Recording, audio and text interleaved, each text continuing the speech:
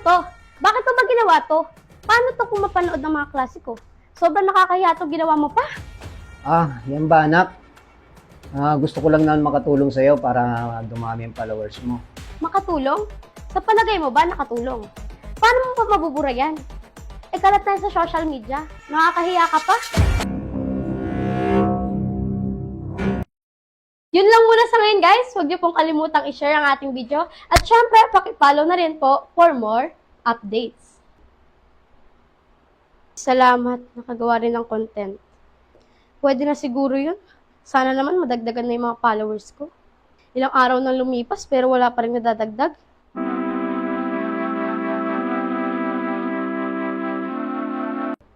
Nakakalungkot naman. Kahit pinaghirapan ko yung mga bidyong ginawa ko. Pero halos wala pa rin nadadagdag na viewers at mga followers.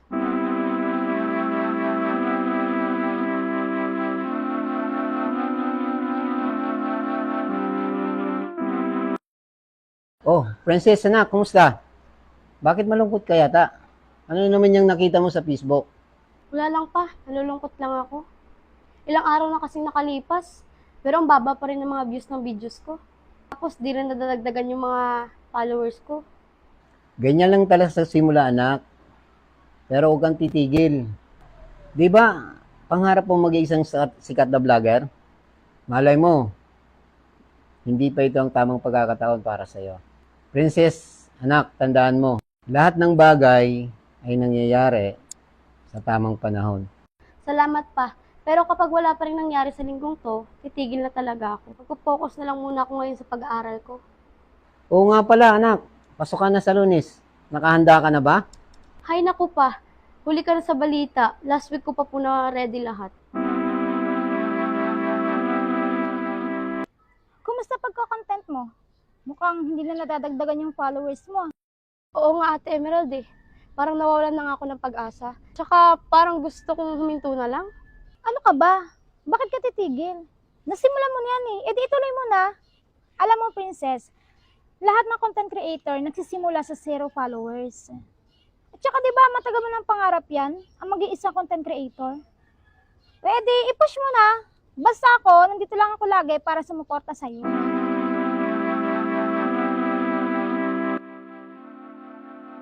O Vince, ba't ang lalim ng iniisip mo? May problema ba? Wala na naman. Naawa lang kasi ako sana kung si Princess. Pangarap kasi niya maging vlogger. Ay oo nga, marami nang gumagawa niyan ngayon. Eh bakit? Ano naman tungkol doon? Ilang araw na kasi siyang malungkot eh. Hindi daw nadadagdagan yung mga followers niya. Wala rin daw ganong nanonood sa mga video niya. Parang nawawala na nga ng pag-asa. Gusto ko sana siyang suportahan. Ang problema, hindi ko alam kung paano. Atay ka, may naisip ako. Ikaw na lang kaya mag-promote sa Facebook account ng anak mo. Okay ka lang ba? Paano ko naman gagawin yun? Wala nga akong Facebook. At isa pa, hindi rin ako marunong gumawa noon. Hindi ko nga rin alam kung paano ko gamit yung cellphone ko. Eh problema ba yan? Tutulungan kitang gumawa. Tapos kung may Facebook account ka na, tuturuan na kitang gumawa ng video para i-promote ang Facebook account ni Princess. Sigurado ka ba na makakatulong yan? Kaya nga susubukan, di ba? Alam mo, Ben, sa pagbablog, dapat tuloy-tuloy lang siya. Huwag siyang titigil. Pero dapat hindi siya gagawa ng bawal.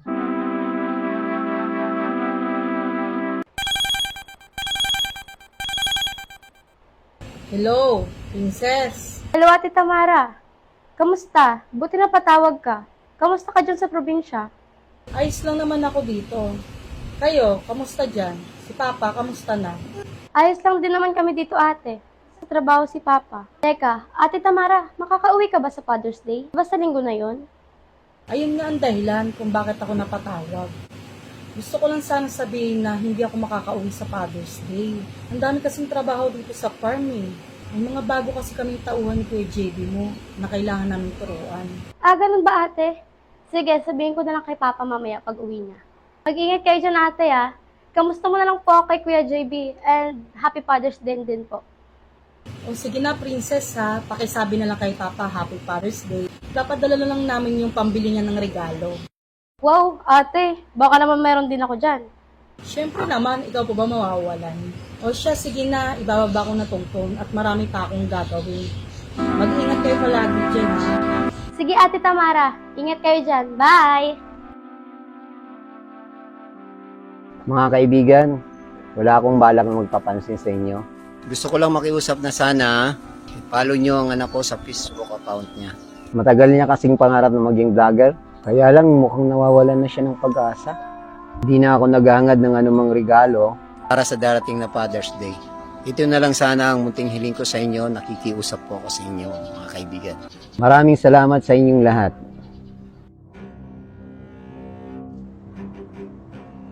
Oh, Princess, anak, nandiyan ka na pala. Halika, magkape tayo, sabayan mo ako. Paano to? Bakit to ba ginawa to? Paano to kung mapanood ng mga klase ko? Sobrang nakakahiya to ginawa mo pa. Yan ba anak? Gusto ko lang naman makatulong sa'yo para dumami yung followers mo. Okay, sige mamaya, buburahin ko na lang. Makatulong? Sa palagay mo ba nakatulong? Buburahin? Paano mo pa mabubura yan? Kalat na sa social media. Nakakahiya ka pa. Princess anak, bumalik ka rito. Ay, hanggang ngayon nainis pa rin ako kay Papa. Ano kaya naisip niya at bakit niya ginawa yun? Ngayon, ano mukhang iharap ko sa mga klase ko? Pasukan pa naman na sa Lunes. Oy, Princess! Buti nandito ka sa tambayan natin. Teka, may papanood ako sa'yo. Nakita mo na ba to? Nainis kasi ako kay Papa, kaya ako umalis sa bahay. Teka, ano ba sasabi mo na panood ko na? Ano ka ba? Viral na yung video ng papa mo tungkol doon sa pagpupromote ng Facebook page mo. Eto, tingnan mo. Mga kaibigan, wala akong balak na magpapansin sa inyo. Gusto ko lang makiusap na sana i-follow nyo ang anak ko sa Facebook account niya. Ang bongga, di ba? Yun nga ang kinakainis ko kay Papa, Ate Emerald eh. Kaya nga ako umalis sa bahay. Ay, friend! Dumadami na yung followers mo. Sikat ka na! Mukhang matutupad na talaga yung pangarap mo na mag-isang sikat na content creator. Kaya dapat magpasalamat ka sa papa mo at huwag mo kang kalimutan, ha? Teka, bakit parang hindi ka masaya? Ito na nga yung matagal mo hinihintay, di ba? Kasi Ate Emerald, may hindi kasi ako magandang nasabi kay Papa kanina. Ikanahiya ko kasi yung ginawa niyang video, tapos nasigawan ko pa siya. Ano? Pambihira ka naman? Bakit mo naman ginawa yun? Okay, sige. Ganito na lang. Umuwi ka ngayon din sa inyo at mag-sorry ka kay Tatay Bench. Magpa-Father's Day na, oh. Dapat okay kayo ng papa mo. Alalahanin mo, hindi lahat ng bata ngayong kapiling ang tatay nila. Tulad ko, wala na akong tatay. Nasa heaven na. Kaya ikaw maswerte ka kasi andyan yung papa mo na nagmamahal at sumusuporta sa'yo. Kaya Gina, mag-sorry ka na. Tama ka, Ate Emerald. Sige, uwi muna ako sa bahay. Mag-sorry ako kay Papa.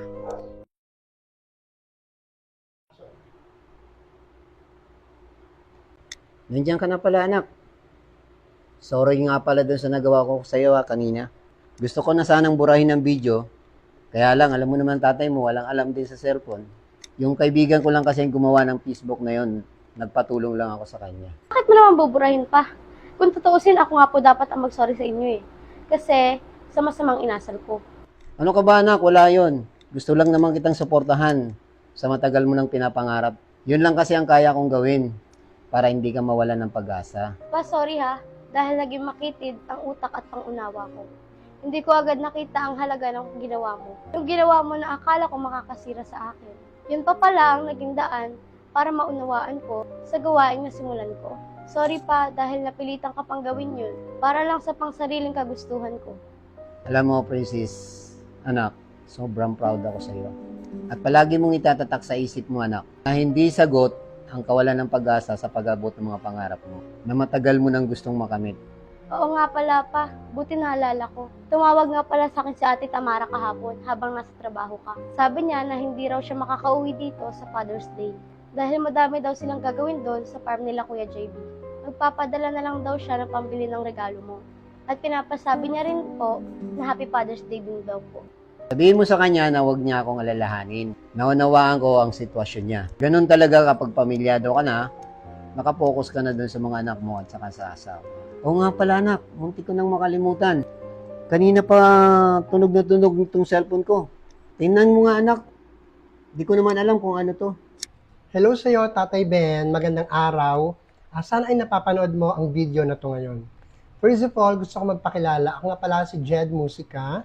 ang brand manager ng isa sa mga brand ng mobile phones dito sa Pilipinas. Napanood ko yung video mo tungkol dun sa pagpapakilala mo sa anak mo na si Princess. At nakita ko rin yung video ni Princess nung i-promote mo siya.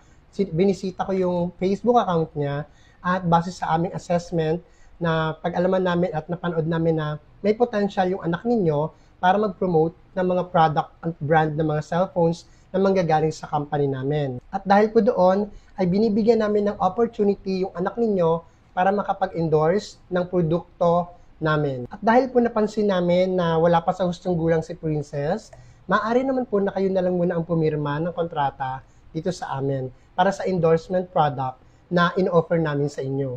And gusto ko pong ipaalam sa inyo na for the long-term transaction po ito at sinisigurado ko na hindi masasayang ang effort ng anak ninyo. At kung sakali man po na meron na kayong final decision, makipag-ugnayan lang po kayo sa akin sa iniwan kong contact number sa Facebook Messenger ninyo. At kapag po napag-desisyon na ninyo, pag-uusapan na po natin kung paano namin ipapadala sa inyo yung paunang bayad, kasama na rin ng unit ng mobile phone na siyang magagamit ni Princess para sa pag-endorso ng produkto namin.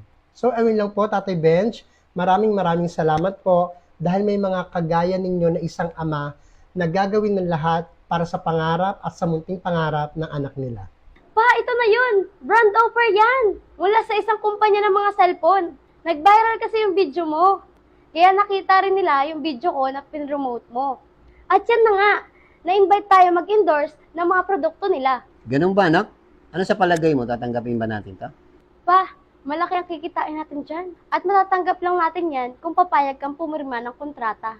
Bawal pa kasi akong pumirma dahil wala pa ako sa wastong gulang. Kaya nasa inyo pa rin po ang huling desisyon pa. Kung ikaw naman ang harap sa kamera at magsasalita, o sige, alam mo naman ng papa mo, mahiyain. Kaya tanggapin na natin ang alok ni manager. Pero alam mo pa, sa totoo lang, kahit ano pang swerte ang dumating sa atin, may nag-iisang swerte ako na kailanman hindi mawawala. Maswerte ako kasi ikaw ang naging tatay ko at ipinagmamalaki kita. Happy Father's Day, pa! Ang sarap naman sa pandinig nun, anak. Maraming salamat sa iyo, anak. Kayo ni Ate Tamara mo ang nagsisilbing lakas ko, anak.